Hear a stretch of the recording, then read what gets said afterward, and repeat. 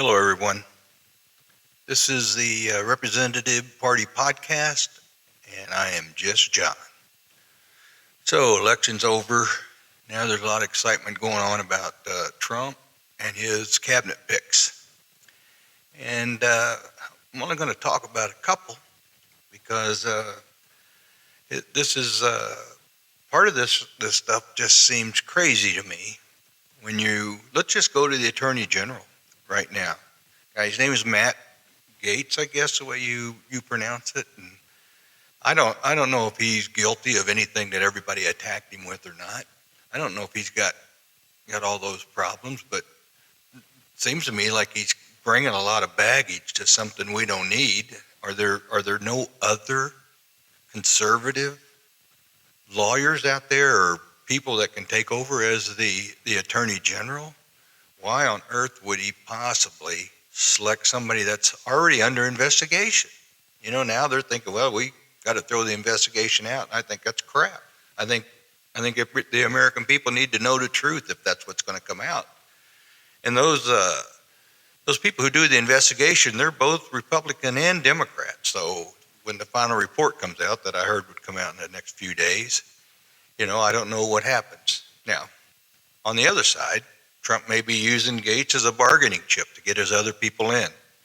He may be saying, well, this is the guy I really, really want, but if I need to get rid of somebody, well, let's think about this, and let's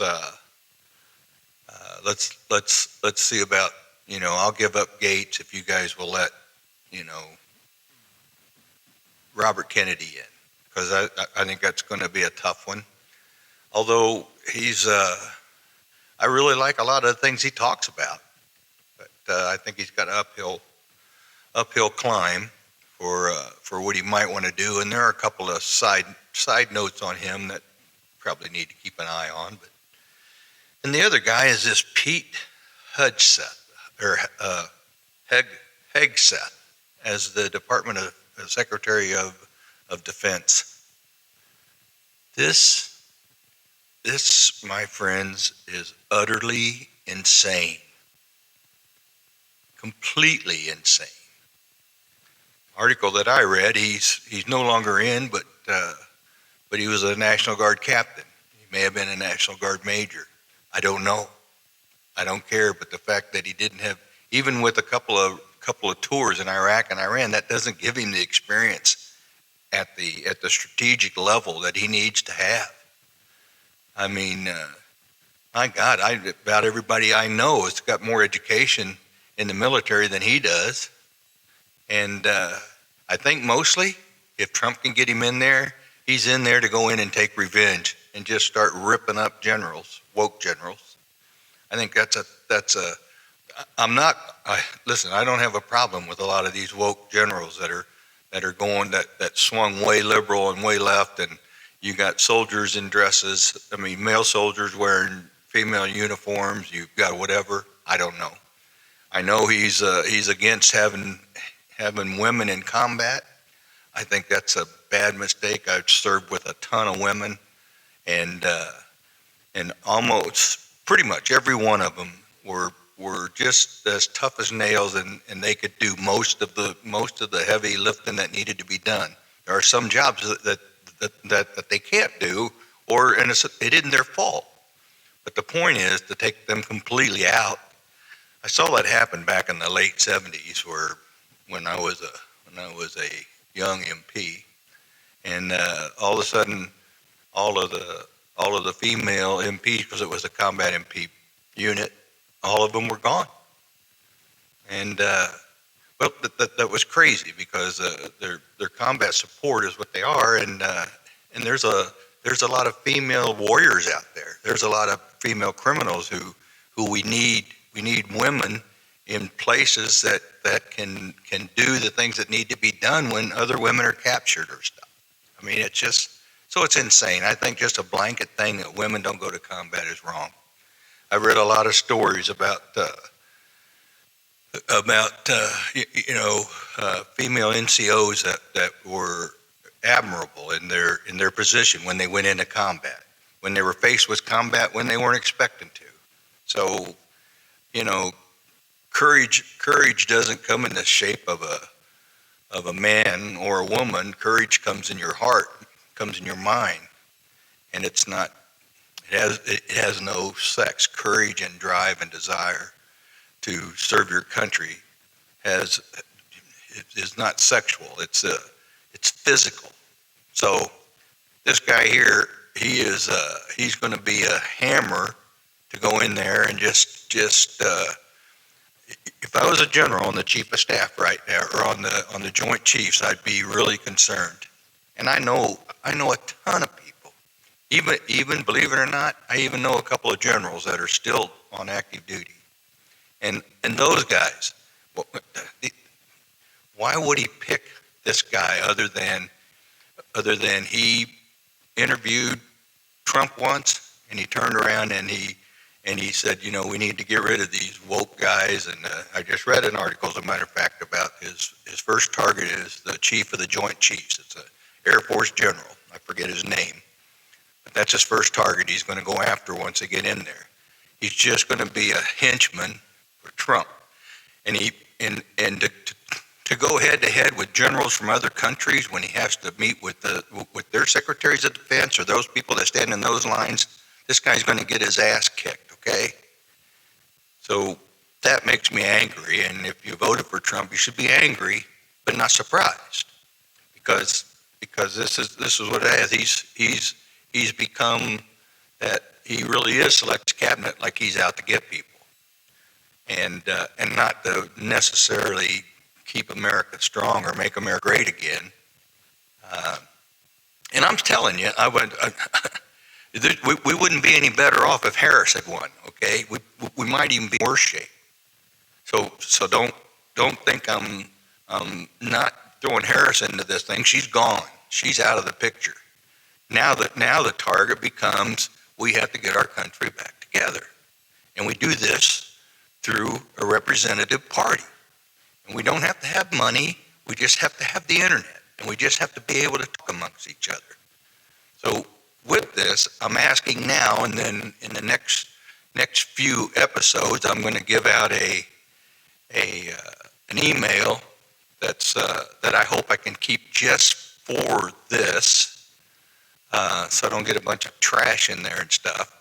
But I'm looking for somebody to represent the representative party in every state and every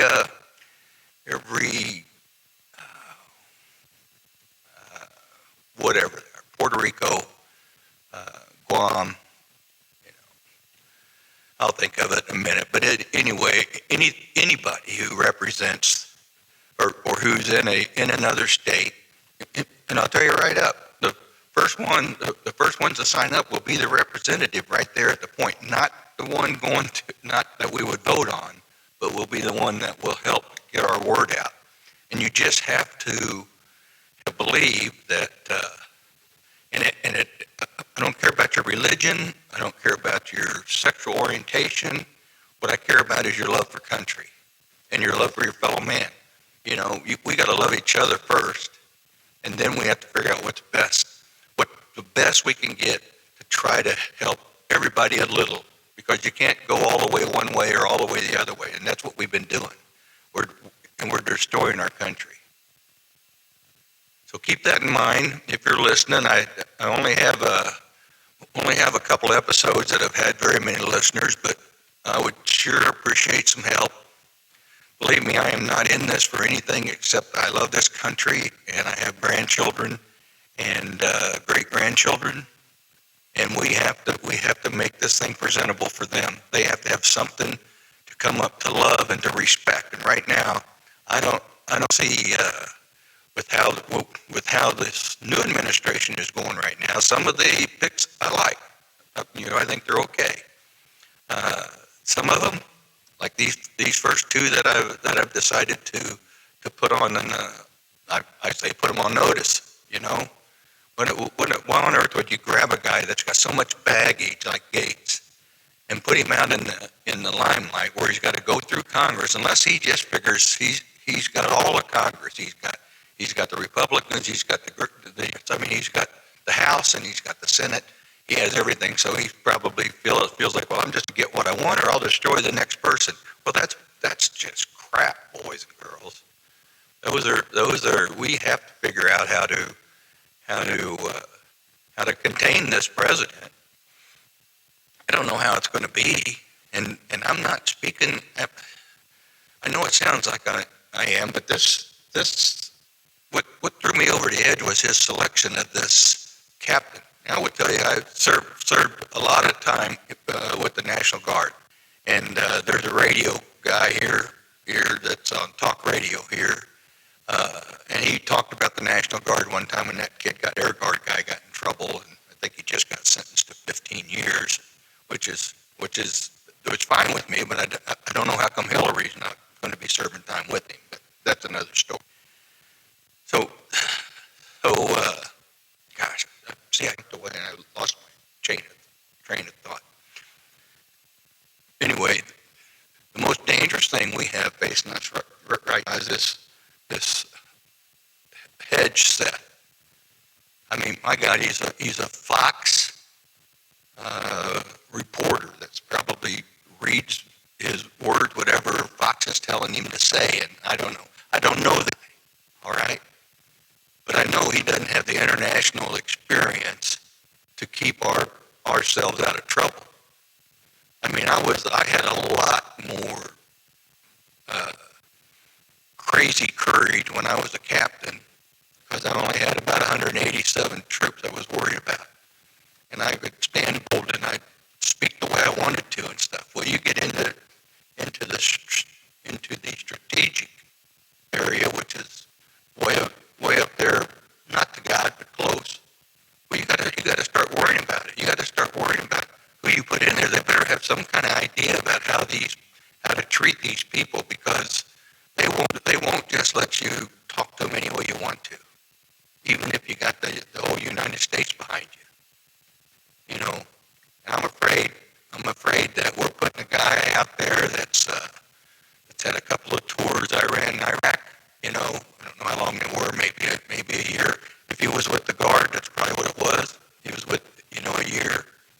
I don't know if he's been to Command and General Staff's college. I know he's not been to War College, because you can't go to War College at his rank. And every one of those generals have been to a war college, have earned their rank, even though some of them have swayed too far liberal. But they've earned it. They've earned their way to get there, and now they got this guy over. And what's that tell you? I'm telling you what it tells you. It makes me sick. So I'm going to get off here. I'm going to stop. I'm done ranting and raving. I'll be back. Just remember, between us, between the representative party, we just need to be kind to each other. And for God's sake, love one another. This is Just John.